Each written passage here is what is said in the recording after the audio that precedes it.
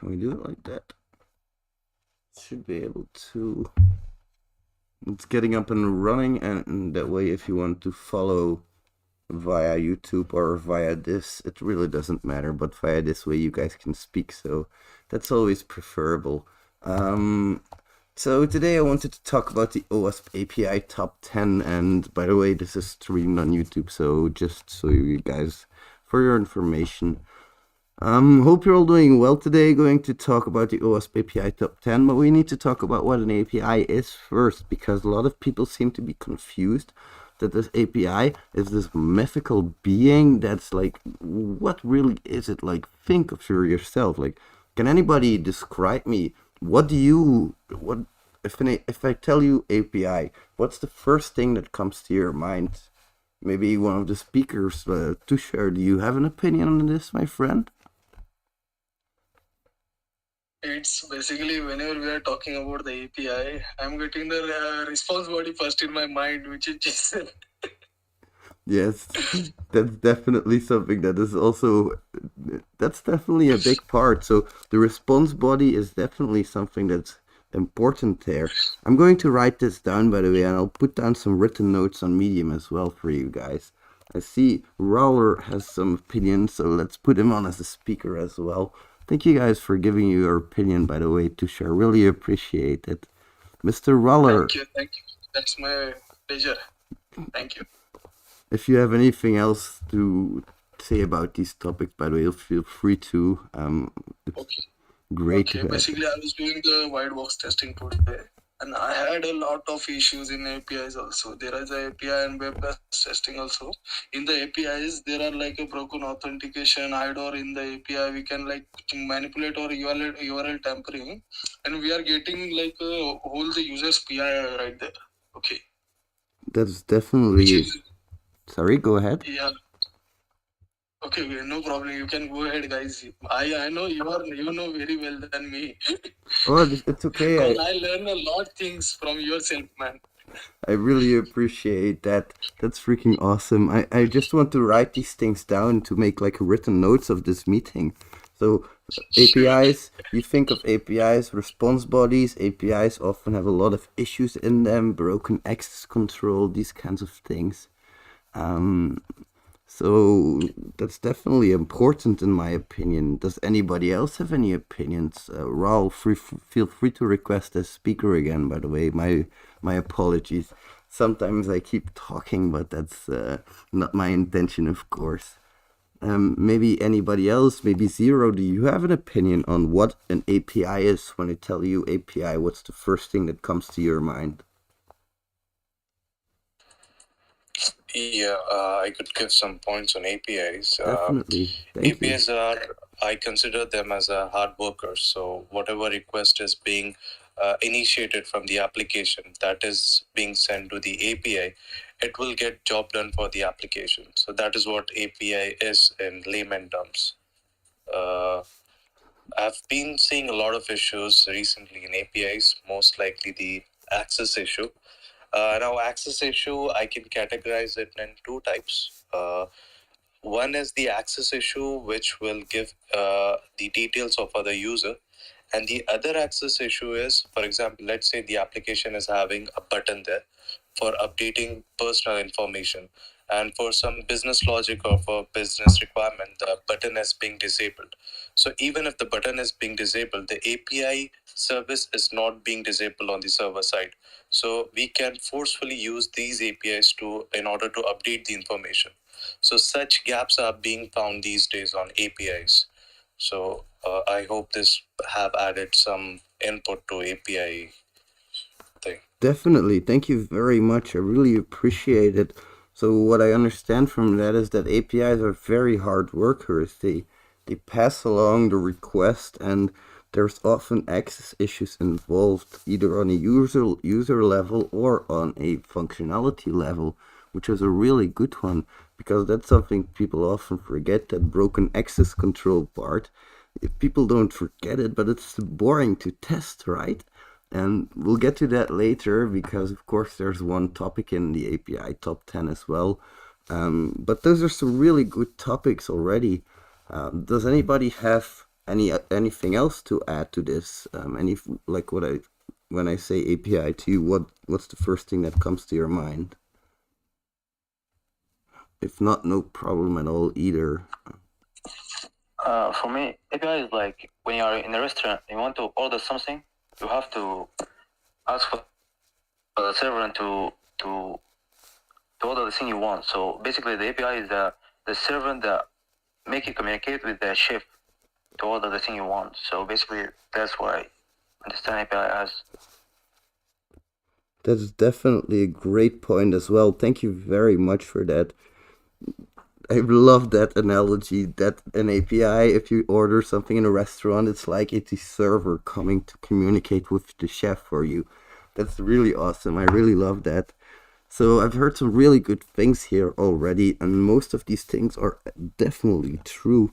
And if I can summarize, definitely say something if you think I'm wrong, but APIs, application programming interfaces, they basically open up the functionality of one program to another program over a network, be it internal or external.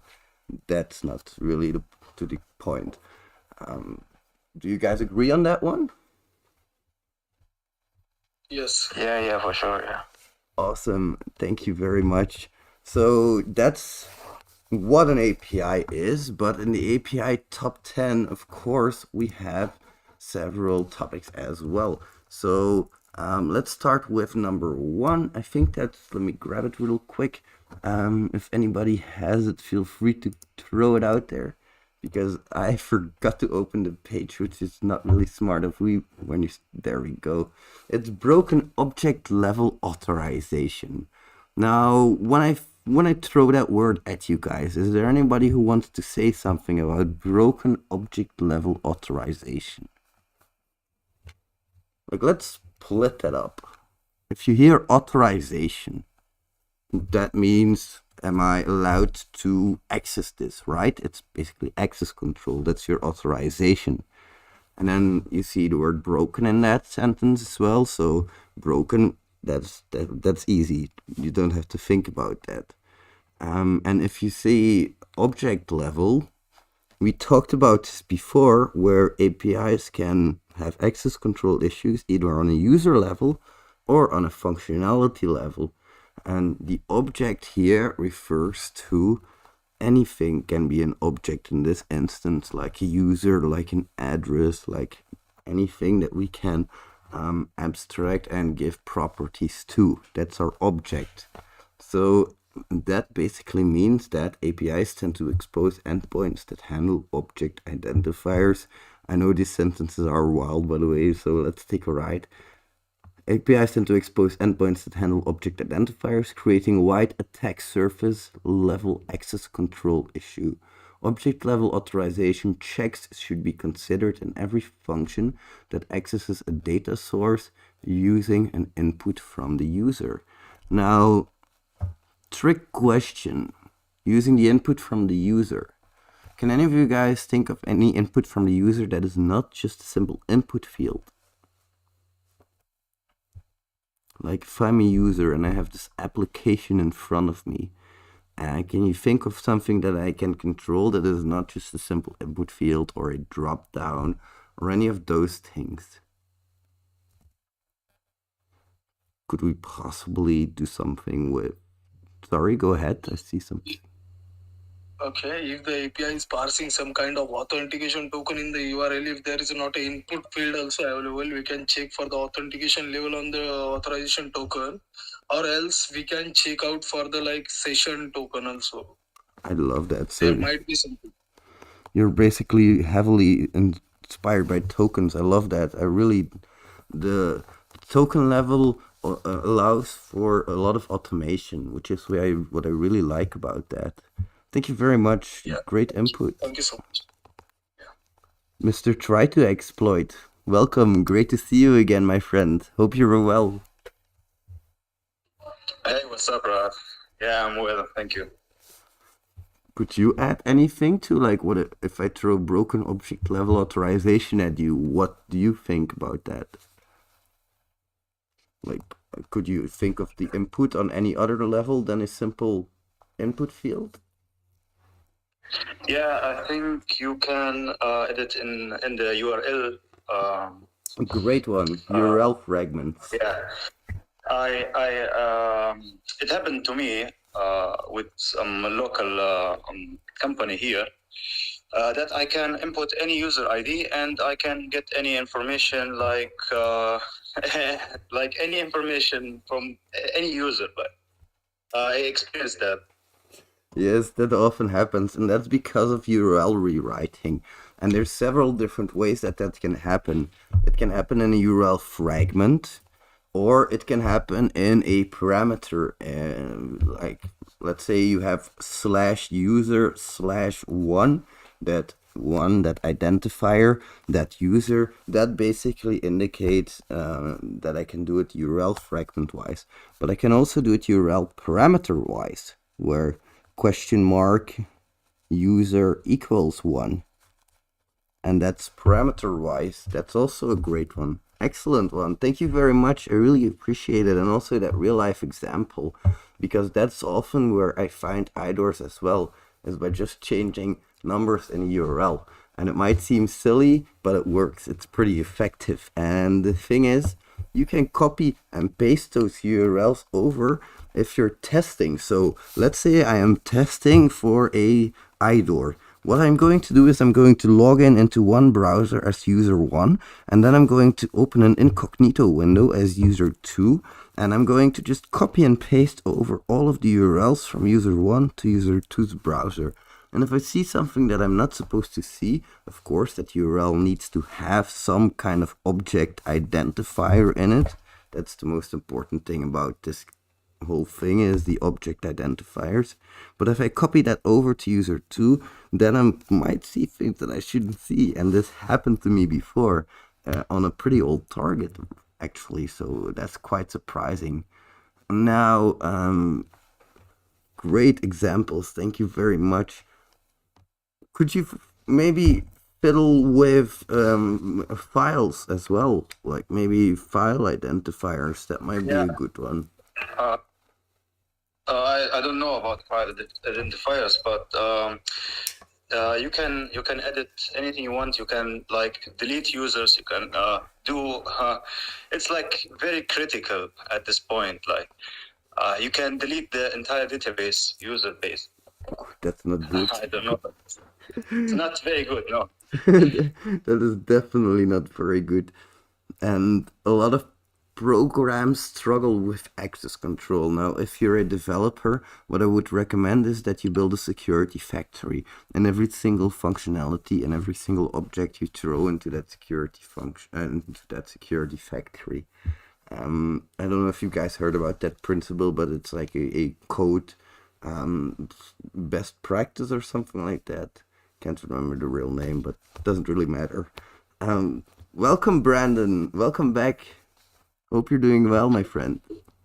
Doing well. Thanks, man. Thanks a lot. I wanted to just quickly add that as far as files go, it absolutely works sometimes, because you'll have, it's paying attention to those different naming schemes. If you have a specific file that is stored, for a certain site, and your PDF, -12345, and you can tamper with that number and access someone else's report or PDF or records. Sometimes those files work that way as well. Yeah, that's definitely a great point as well. That's something that I've encountered in real life, actually. Now, I can't tell too much about it, of course, but that does happen, so be on the lookout for that. Thank you for your input. Highly appreciate it. So, maybe you can also find parameters in JavaScript files. Anybody have anything that they want to share on that?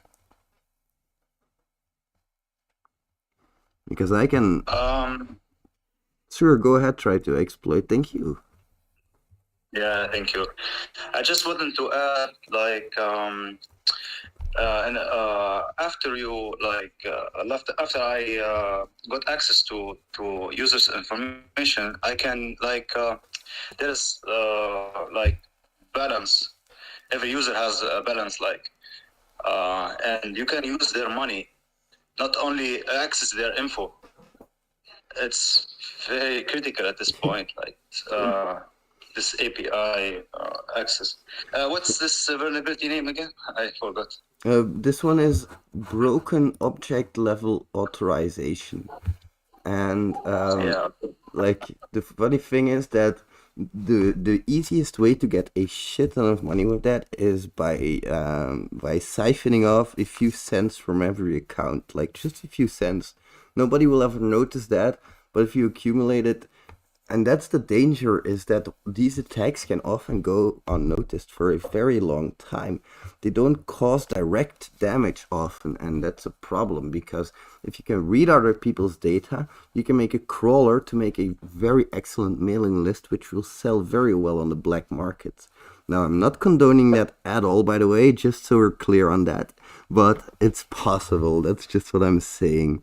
Now, what I wanted to add on the JavaScript part is obfuscation is also a very big possibility these days in JavaScript. And obfuscation is maybe a part of a problem, but also a solution for me, because it drives away a lot of other hackers.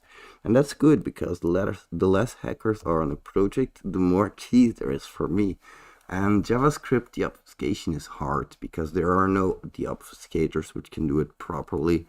You will have to do a lot of it manually, but it's definitely worth it, because what often happens is developers will create parameters but not use them in the application yet. And the cool thing about that is that they might be in the JavaScript file where you might find them. So JavaScript analysis is definitely a big part of this for me. And maybe could you guys think of some other ways to get hidden parameters which are not directly visible? Maybe I can give you a tip. It has to do with a geek and like some Google, and like, a different word for geek. Google dorking. Yes, excellent. Exactly. Google dorking, great one, Brandon. Google dorking is really just excellent for getting hidden parameters, because you don't know what Google indexes. Their spider is so powerful, and of course there are tools for that, but I like to do things the manual way, because tools all run the exact same way, and if you look at them, they're often based on regular expressions. They don't do the obfuscation, all of that stuff. So I don't run tools for this. I of course run tools. Sorry, I said that wrong. I run tools, but I don't rely on them, because they haven't brought me a lot of cheese yet. And pen testing, it's a different story, but Google dorking is definitely a big one. And maybe also some archiving machines, of course, like Wayback Machine. That's also a possibility. And there I will use a tool, by the way. I will use Wayback URLs because it's just easier. But I believe it's open source, right? Wayback URLs. So it's easily adaptable if you want to. Mr. PC Security IT, thank you very much. Do you have anything to add, my friend? Oh, sorry. Maybe you just unmuted yourself on accident. Yeah, I just unmuted on accident there. Terribly sorry, my friend. So that's like the part of finding those endpoints, but have you guys thought about maybe making the application work for you? Because this is what often people will forget, and this is where I find most of my cheese. If you're going to do anything related to broken access control, IDORs, etc., all of that stuff, you're gonna want second order, third order, fourth order stuff. It's not just that. Of course, there is things to be said about first order IDORs, which is just where you change the identifier, which is just where you change a parameter. That's first order. But if I change a parameter and it goes through a process internally, and that process goes to the resource. I'm gonna give you an example. If I'm a user who cannot grab the invoices, but I can print documents, and if I go to the UI, I only see the documents that I should be able to print. But if I feed my identifier to the print document, and the print document just grabs my document that I shouldn't see, my invoice in this case, that's a big severity. And that's where I find a lot of things hanging like that. It's insane. those you just have to what's important for this is that you know the processes of your application very well, and you know what it does, and you know, oh, you can, after a while you get this feeling like, hey, if I open this specific URL, I see that it is going to download a file, for example, but the file downloader is a different process because it's an API call. So it's these kind of things that makes the difference, in my opinion, between a hacker that teaches themselves decently, nothing against it, but that's the difference between a hacker who teaches themselves decently and a hacker who knows his shit, because that hacker is going to go to the extreme to make the application work for him. And these details are very important to me, because in bug bounties, nothing's gonna be handed to you on a silver platter if you ever want to get into it. If you're ever looking for these kind of things in bug bounties, well, then you're going to have to look very deep. Hidden parameters, JavaScript obfuscation, second order IDORs, that's all very important. Now, in about 20 minutes, I'm gonna have an interview, so I'm gonna have to cut this space here. But I promise next time we will continue with the other topics. I found this a very interesting discussion. Thank you to everybody who listened, and thank you very much to everybody who supplied their input. Thank you so much. Okay, right. My Thanks heart, for your time as always. my heart goes out to you, brothers and sisters. You are all rats, and you know it. You have that blood running inside of you, and it's not going away anytime soon. Once you get that virus in your brain, it's never gonna leave. Thank you so much for listening, everybody. I hope you enjoyed, and I hope I will see you in the next one. Gonna continue for a few minutes on a live stream just to cut it off there, but we will see you later. Bye bye, amazing hackers. Much love. Alright, live stream. Thank you so much, everybody, for listening. So I have a few questions coming in from the live stream, which I really wanted to answer as well, but I didn't want to do it in the space because I didn't think they belonged there. The space was more about the OWASP top 10, which is why, but I still really want to answer these questions because I think they're very important. Now, one of them was, can you give some tips on Burp Suite Pro? I definitely can. If you're a pen tester, use that automatic scanner like your life depends on it. If you're a bug bounty hunter, don't use it on targets that you're not supposed to use it on. And saving your project is a freaking bliss. If anything, saving the project is freaking amazing. That is the one reason I would recommend Burp Suite for. It's just saving your work, because startup time is a valuable time. If it's a quarter of your hour that you have, then it's a quarter of your entire hacking time gone. So that's why saving is very important to me. Also, Burp Suite Pro has a lot of useful features. Check out the free I have a free guide on my channel for Burp Suite Pro. So if you guys are interested in that, there's an hour-long course on it, completely from A to Z, which shows you all of the ins and outs. Thank you very much, everybody, for that question. Sorry, I should say thank you, Zoe. That's a great question. Hello, MD. Yeah, Shawan. Sorry about that pronunciation. Thank you very much for joining. Uncle, please make a video about dorking in Google and show them. I have a video about Google lurking. I'll tweet about it in a bit. That's a pretty good video if you ask me. I still, the reason I have my YouTube channel 99% is just for myself as a reference guide. So if I need to know anything, I can quickly go back and have a listen and have a look at what I was saying back then. It's kind of like that. So if you guys ever think like, hey, make a video on that, feel free to look on the channel, because chances are I've already made it. Thank you very much, everybody, for being here, and I hope I will see you in the next one. I am going to cut off the stream right here. Bye bye, amazing hackers.